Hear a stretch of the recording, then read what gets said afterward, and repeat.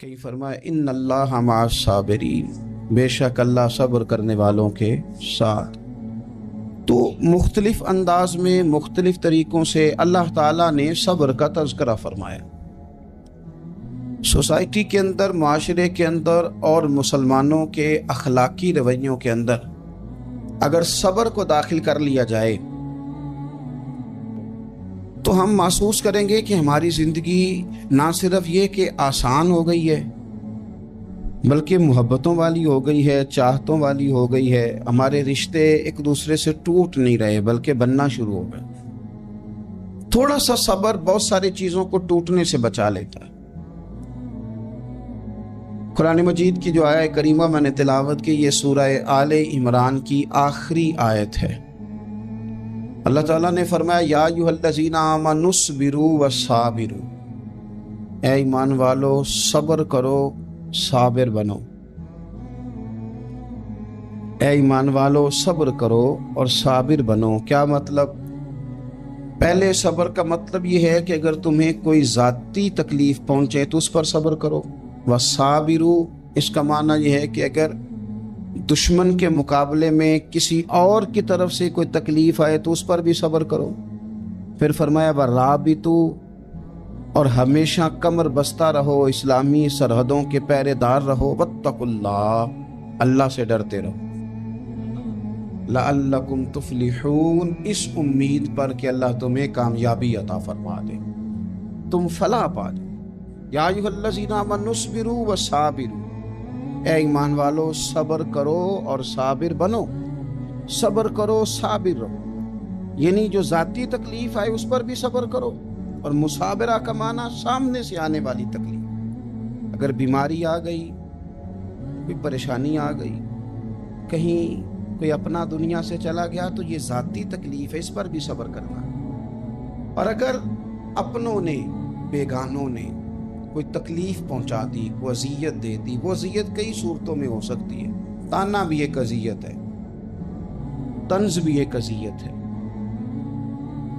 کسی شخص کے بارے میں غلط کلمہ کہنا بھی ایک اذیت ہے، اور مقابلے میں کھڑے ہو جانا، لڑائی کرنا، یہ بھی ایک اذیت ہے۔ اس پر بھی صبر کرو۔ ورابطوا، اور اس طرح کرو کہ کمر بستہ رہو، جد و جہد کرتے رہو۔ واتقوا اللہ، اللہ سے ڈرو۔ لعلکم تفلحون، تاکہ تم کامیاب ہو جاؤ۔ صبر جب آپ کرتے ہیں نا، اور صبر کا ارادہ کرتے ہیں، تو اللہ تعالیٰ صبر کی توفیق بھی عطا فرماتا ہے۔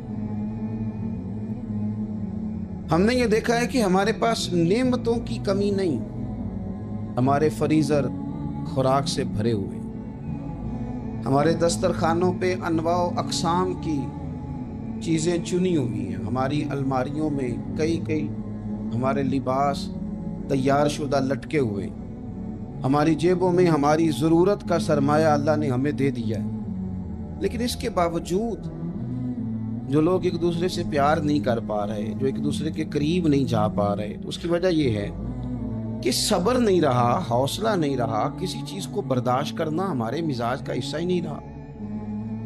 اور پھر چونکہ امت مسلمہ نے انقلاب برپا کرنا تھا، دنیا کو پیغام حق دینا تھا، اگر ان کے اندر حوصلہ ہی نہیں ہوگا، اگر انہیں صبر ہی نہیں کرنا آئے گا، استقامت ہی نہیں ہوگی، کہیں رکنا ہی نہیں آئے گا، تو یہ میدانوں کو سر کیسے کریں گے؟ کامیابیاں کیسے ان کا مقدر بنے گی؟ رمضان المبارک میں بھی ماحول یہ ہو کہ افطاری سے 1 گھنٹہ پہلے نظر پوری ٹک جائے گھڑی پہ، اور تھوڑا سا بھی صبر مشکل ہو۔ اور رمضان المبارک میں سحری کے وقت میں اگر دہی والی دکان پہ بھی جھگڑا ہی ہو رہا ہو، اور شام کو سامان خریدنے میں بھی اگر بحث ہی ہو رہی ہو، تکرار ہو، جھگڑا ہو، تو پھر سیکھا کیا؟ پھر وہ جو ہمیں تربیت دی جا رہی تھی کہ ہم نے صبر کرنا ہے، تو پھر ہم نے اس میں حاصل کیا کیا؟ حدیث پاک سنیں گے، آپ کی طبیعت بڑی ٹھنڈی ہوگی۔ میرے نبی پاک صلی اللہ تعالیٰ علیہ وسلم ارشاد فرماتے ہیں کہ جو بندہ سوال سے بچنا چاہے گا، ارادہ کرے گا اللہ میں نے کسی سے نہیں مانگنا، فرمایا جو سوال سے بچنا چاہے گا رب اسے سوال سے بچا لے گا۔ اور جو لوگوں سے بے نیاز ہونا چاہے گا، کہے گا یا اللہ مجھے دنیا داروں کا محتاج نہ بنا، اپنی بارگاہ سے عطا فرما۔ جو لوگوں سے بے نیاز ہونا چاہے گا، اللہ لوگوں سے بے نیاز کر دے گا۔ اور فرمایا جو صبر کا ارادہ کرے گا اللہ اسے صبر کی توفیق بھی عطا فرما دے گا۔ ارادہ تو کرے، پروگرام تو بنائے، توفیق تو اللہ دے گا۔ جو صبر کا ارادہ کرے گا اللہ صبر کی توفیق بھی عطا کر دے گا۔ اور حضور صلی اللہ تعالی علیہ وسلم فرمانے لگے یاد رکھو کسی بندے کو جو بہترین تحفہ دیا گیا ہے نا، اگر کسی کو کوئی بہترین عطیہ ملا ہے تو پھر اللہ تعالیٰ نے اسے صبر عطا فرمایا۔ یہ بہترین تحفہ ہے، اس سے زندگی سنور جاتی ہے، اس سے انسان باوقار اور مطمئن ہو جاتا ہے، اس سے اس کے شب و روز آسانی سے بیتتے، وہ دنیا کی پک ڈنڈیوں سے آسانی سے گزر کے اللہ کی بارگاہ عالی مرتبت میں سرخرو ہو کر حاضر ہو جاتا ہے۔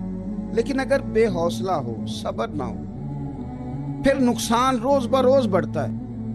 اور پھر میرے رسول پاک صلی اللہ تعالی علیہ وسلم ارشاد فرماتے ہیں کہ اصل بات یہ ہے کہ اللہ تعالیٰ نہ کسی بندے کا درجہ بلند کرنے کا ارادہ فرماتا ہے، لیکن اس کے اعمال اس طرح کے نہیں ہوتے کہ اس کا درجہ بلند کیا جائے۔ اب رب کیا کرتا ہے، اللہ تعالیٰ اس کو مال کی، جان کی، اولاد کی کسی مشکل میں ڈال دیتا ہے۔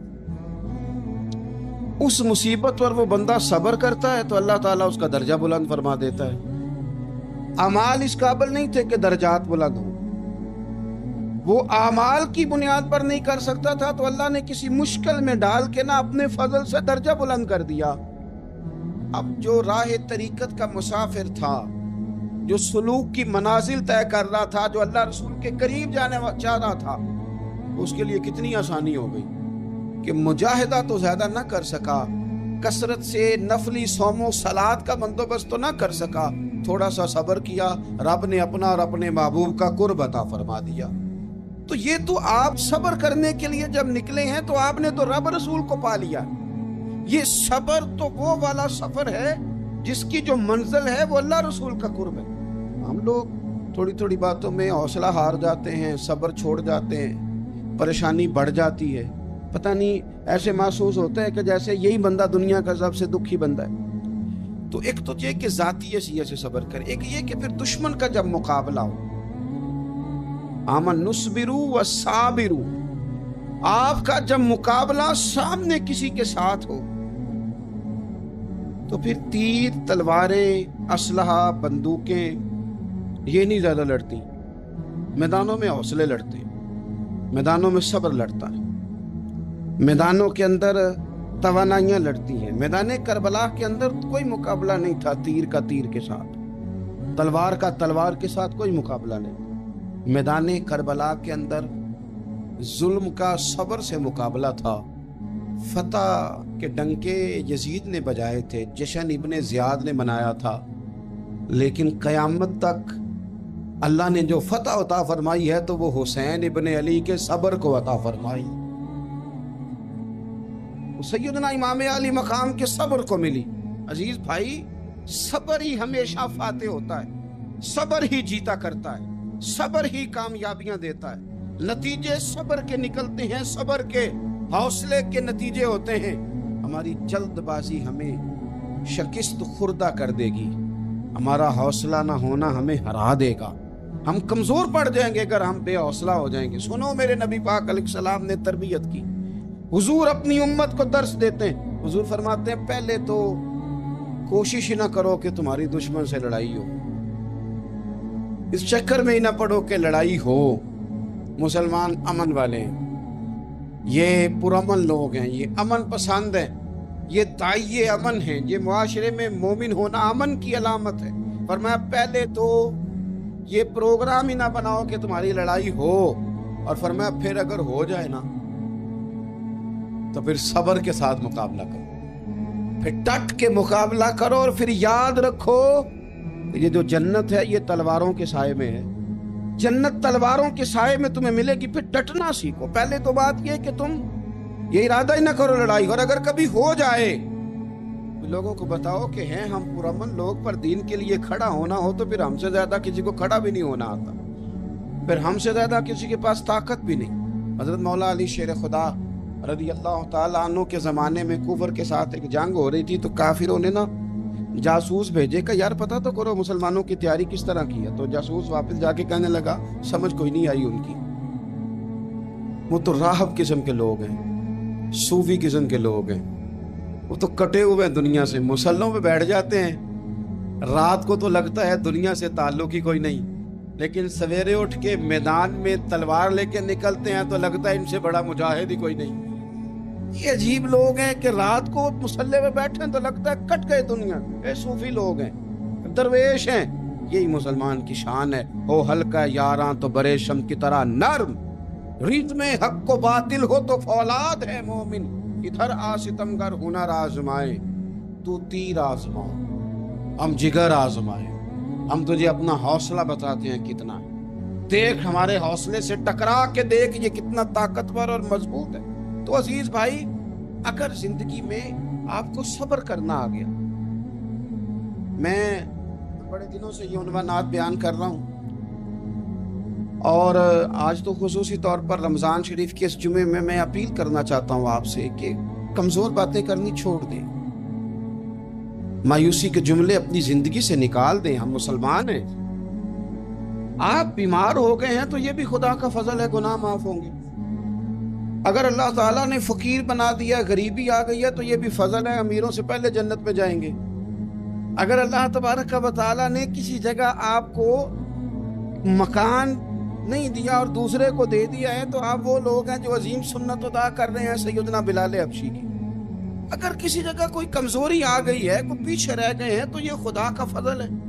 अल्लाह ताला ने चाहा हमारे लिए जो फैसला तो हम उस पर राजी हैं, लेकिन अपनी जिंदगी और शिकवे इतने बढ़ा लिए हमने, इतने बढ़ा लिए कि लोगों से शिकवे करते करते रब रसूल से भी शुरू कर दिए। गुलाम भी कभी शिकवा करता है, आका का भी शिकवा होता है, बंदा भी कभी शिकवा करता है, रब का भी शिकवा होता है, ये भी कभी होता है। आप न माने पर यह शिकवा है कि मैं बड़े डॉक्टरों के पास गया हूं, आराम नहीं आया। न माने पर यह शिकवा है मैंने कभी किसी को सताया तो नहीं पर मेरे हालात नहीं ठीक होते। आप न माने पर यह शिकवा है कि फलाने के पास दौलत ज्यादा है, उसने पता नहीं वो आगे निकल गया और मैं पीछे रह गया। न माने पर यह शिकवा है। किससे कर रहे हो? रब रसूल से। ओ हस बोले ते ओदी मेहरबानी, असां ते लाड ही लड़ावने। किससे शिकवा कर रहे हो? खुदा के बंदो, गुलाम गुलामी करते हैं तो शिकवे करते हैं कोई। हजरत उम्मे सलमा रदी अल्लाह ताला, शौहर का नाम है अबू सलमा, बेटे का नाम है सलमा। कहती हैं मैं, मेरा शौहर, मेरा बेटा, तीनों, छोटा बेटा मेरा, हम निकले मक्का मुकरमा से मदीना तैयबा जाने के लिए। एक की बेटा है, खानदान जमा है, शौहर की गोद में बेटा, ऊंट के पीछे मैं। फरमाती है मदीने की सरहद आ गई तो मेरे मेके वाले आ गए, कहने लगे अबू सलमा नहीं ले जाने देंगे मदीने अपनी बेटी को। मैंने कहा मैं मुसलमान हूँ, मैं तो अपने शौहर के साथ मदीने जाऊंगी। उन्होंने कहा नहीं जा सकते, तूने जाना है तो जा, हमारी बेटी नहीं जाएगी। जबरदस्ती मुझसे उन्होंने मुझे मेरे शौहर से अलग किया।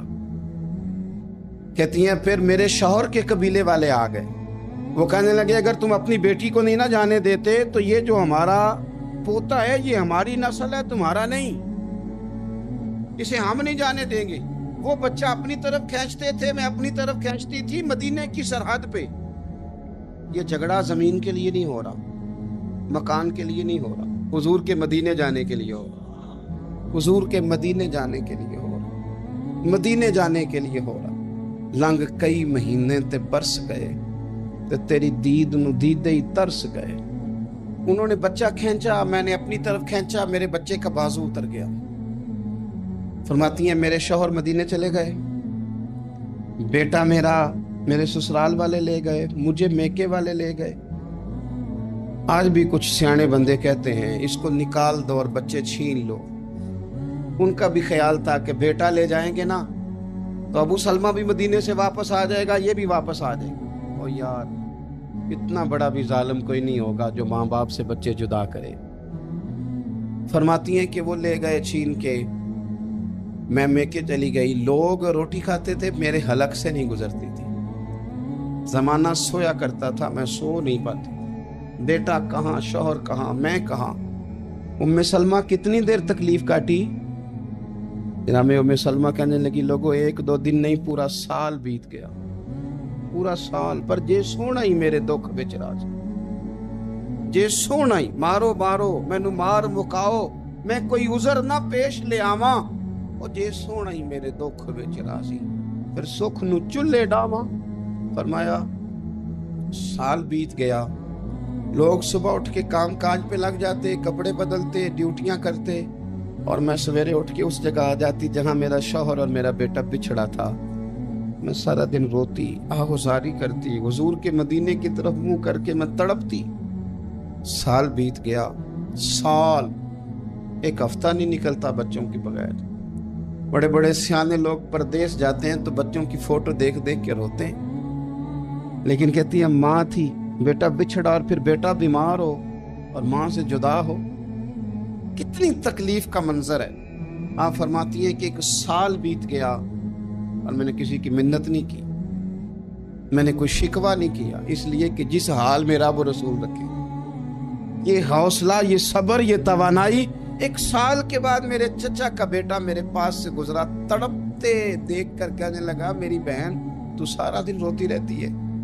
तो मैंने कहा भाई तुम्हें क्या बताऊं, इसका शौहर चला जाए, बेटा जुदा हो जाए, वो क्या करेगी। फरमाते उसने जाके मेरे बाप से, अपने वाली से, मेरे खानदान वालों से कहा इसकी सजा कब खत्म होगी, इस गरीबनी का कसूर ये है कि ये मदीने वाले का कलमा पढ़ती है, इसकी गलती ये है कि ये मुसलमान हो गई है, दीन हक कबूल कर लिया, क्यों नहीं तुम ख्याल करते। कहते उनके दिल नरम हुए, वो रजामंद हुए मुझे मदीने जाने।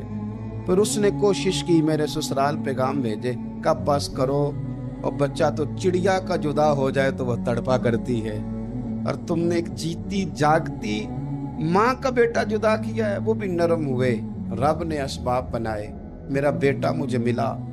कहने लगे तू रह जा, मैंने कहा नहीं, तुम मुसलमान नहीं हो, तुम्हें पता नहीं ना, मैं यहाँ नहीं रह सकती, मुझे मदीने ही जाना है। के लिए इतना सफर, जंगलों का रास्ता, पहाड़ी रास्ता तय कर लोगी? मैंने कहा मैं कर लूंगी। जिन्हों वेख के ठर दियां अखियां ने, जिन्हों वेख के ठर दा सीना है, रब्बा तेरी सारी खुदाई च एक की ते शहर मदीना है। कहती मैं ऊंट पे बैठी, बेटा मैंने गोद में बिठा लिया, मैं सफर करने लगी, पर दिल में खटका था कि इतना लंबा सफर, बेटा छोटा है, कैसे करूंगी। कहते मुझे उस्मान बिन तला मिल गए, कहने लगे कहाँ जा रही हो बहन। मैंने कहा मदीने। कहने ये अकेले जाओगी? मैंने कहा जाना तो है ना, कोई साथ चले न चले, पर शहर रसूल तो जाना है ना।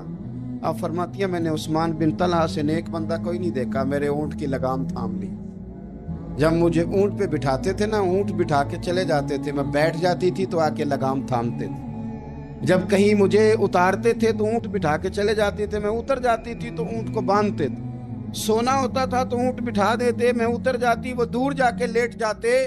फरमाती थी फिर मेरे लिए मेरे रब ने असबाब पैदा किए और मैं मदीना पहुंची, मैं शौहर से मिली, और लोगों मेरे नसीब देखो, मैं रहने कहां लगी, हुजूर के मदीने में, शहर रसूल में, शहर रह पाए नजर होश में आ, ये कुव्वे नबी है। मैं हुजूर के हरम की जमीन और कदम रख के चलना, अरे सर का मौका है ओ जाने वाले, मदीने के खित्ते खुदा तुझको रखे, गरीबों फकीरों के ठहराने वाले। कहती है मैं वहां बसने लगी। आप फरमाती है मुसलमानों, शायद मुझसे ज्यादा तकलीफ किसी ने ना सही हो, पर देखो 1 साल पूरा मैं तकलीफ में रही, और जब मेरा सब्र साल को पहुंचा, सब्र की उम्र 1 साल हुई, तो फिर रब ने बंदोबस्त किया। फिर मेरे घर वाले भी नरम हो गए, ससुराल वाले भी नरम हो गए, रब ने मेरे आने जाने के लिए एक बंदे का बंदोबस्त भी फरमा दिया। फिर मेरा शौहर तक भी मैं पहुंच गई, मुझे मदीना तो रसूल भी नसीब हुआ। 1 साल मैंने सब्र किया था, रब ने मुझे मुस्तकिल मदीने का ठिकाना अता फरमा दिया। लेकिन जो बंदा सब्र ही न कर पाए, जो सब्र ही न, जो कहे जी बड़ी दूर से आया हूं, बड़ी देर हो गई, बड़ा टाइम हो गया, कब जाके मसला हल होगा, वो जो आपने बताया था वो तावीज़ कब असर करेगा, वो दुआ कब कबूल होगी, वो फलाना मामला कब, भाई ये डेट तो आपको रब रसूल ही दे सकते हैं।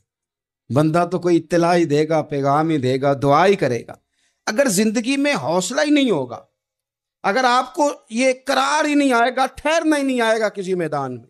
دیکھیں کچھ ایسی اذیتیں ہوتی ہیں جو اذیت ناک ہوتی ہیں، لیکن اگر غلامی میں آ جائے نا آپ تو وہ اذیت ناک نہیں ہوتی، اس چبن میں مزہ آنے لگتا ہے.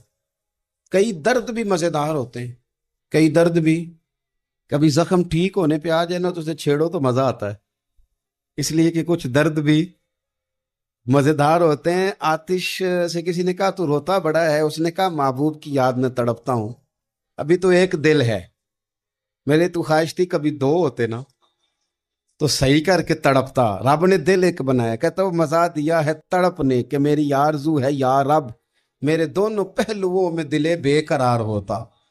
درد میں بھی مزہ ہے، پر شرط یہ ہے کہ لوگ درد میں بھی جینا سیکھیں. ہم نہ آرام میں جینا چاہتے ہیں، پنکھے کے نیچے جینا چاہتے ہیں. کاش کہ ہمیں صحرا میں بھی نیند کا مزہ لینے کا طریقہ آئے، پھر زندگی کے سارے راستے آسان ہیں، پھر اقرا بھی مشکل نہیں. لیکن چونکہ حوصلہ نہیں، صبر نہیں، وہ والا قرار نہیں جو ایک مسلمان سے رب رسول کا مطالبہ ہے. حدیبیہ کے موقع پہ نا نبی پاک صلی اللہ علیہ وسلم نے جو شرطیں کافروں کے ساتھ طے کی تھی نا، حضور نے نور بصیرت سے کی تھی نا، تو انہی شرطوں نے پھر فتح کے باب کھول دی. ان فتحنا لک فتحا مبینا. ایک شرط یہ تھی اگر کوئی مسلمان مدینے سے مکے آئے گا تو مکے والے واپس نہیں کریں گے، رکھ لیں گے. پھر غور کریں، کوئی مسلمان اگر مدینے سے مکے آئے گا تو مکے والے واپس نہیں کریں گے، اور اگر کوئی بندہ مسلمان اپنے آقا کی مرضی کے بغیر مسلمان ہو جائے اور وہاں سے وہ مدینے آئے گا تو حضور پناہ نہیں دیں گے. تو میرے بھائی، محبوب کی طرف سے آنے والا نہ صرف سوکھ ہی نہیں قبول کرنا چاہیے، دکھ بھی قبول کرنا چاہیے، دکھ بھی قبول کرنا چاہیے. ہمارا یہ مسئلہ ہے کہ ہم نہ میٹھی میٹھی کے قائل ہیں، کڑوی کڑوی کے قائل نہیں. اگر وہ کبھی دکھ دے نا تو محبوب کا دکھ بھی سکھ سمجھ کے قبول کرو. ہاں اس کی طرف سے کانٹا ہے کبھی تو اسے پھول سمجھ کے قبول کرو، وہ چبھے گا نہیں، انشاءاللہ مزہ ہی دے گا. وہ قبول تو کرو نا. تو اب حضرت ابو بصیر رضی اللہ تعالیٰ عنہ ایک صحابی تھے، ایک تو حضرت ابو جندل رضی اللہ تعالیٰ عنہ تھے نا، تو وہ تو حدیبیہ میں آ گئے. حضور مجھے لے جائیں، تو نبی پاک نے فرمایا میں نے وعدہ کر لیا ہے. ان کو بھی حضور نے واپس بھیج دیا. اور یہ بیچارے نا اپنے آقا کی جیل توڑ کے مکے سے بھاگ کے مدینے آئے. یا رسول اللہ مجھے قبول کر لے، میں بھاگ آیا ہوں، وہ بڑا ظلم کرتے ہیں، مارتے ہیں، تکلیف دیتے ہیں. وہ آئے تو ادھر سے نا اس کے مالک نے ایک دو بندے بھی بھیج دیے رکا دے کے کہ یا رسول اللہ آپ کا تو وعدہ تھا کہ آپ بندہ رکھیں گے نہیں. یہ آئے اور رکا بھی آ گیا. اب ذرا منظر کو سمجھے. ہمارا تو یہ مسئلہ ہے کہ کہتے ہیں کہ میری 99 باتیں مانی ہیں، ایک نہیں مانی، لہذا میرا تعلق ہی کوئی نہیں.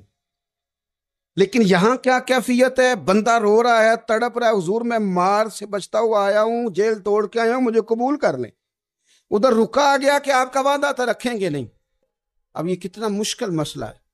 لیکن رسول پاک علیہ الصلاۃ والسلام نے فرمایا ابو بصیر میں نے وعدہ کیا یار تجھے واپس جانا پڑے گا. اوئے ہوئے، لوگ تو کہتے ہیں نا کہ وہ پیر صاحب نے کہا تھا تو میرا کام نہیں ہوا لہذا میری بیعت ہی گئی، چھٹی ہو گئی. ماحول ہی بڑا عجیب ہے. حضور نے فرمایا واپس جا، لیکن جے کر یار دے نام دا ملے مینا، پھر انہوں چولی پا لئیے مینے نو پنجے سٹیے نہ. جے کر یار دے نام دا، سامنے والے نے تانا سمجھ کے دیا تھا پر یار کے نام کا تھا نا. اس نے کہا لا صحیح، سونے کے نام کا ہے نا، تانا ہوا تو کیا ہوا. جے کر یار دے نام دا ملے مینا، انہوں چولی پا لئیے پنجے سٹیے نہ. تے جے کر یار دے نام دی ملے سولی، پھر جھوٹا جھوٹ لئیے تے پیچھے ہٹیے نہ.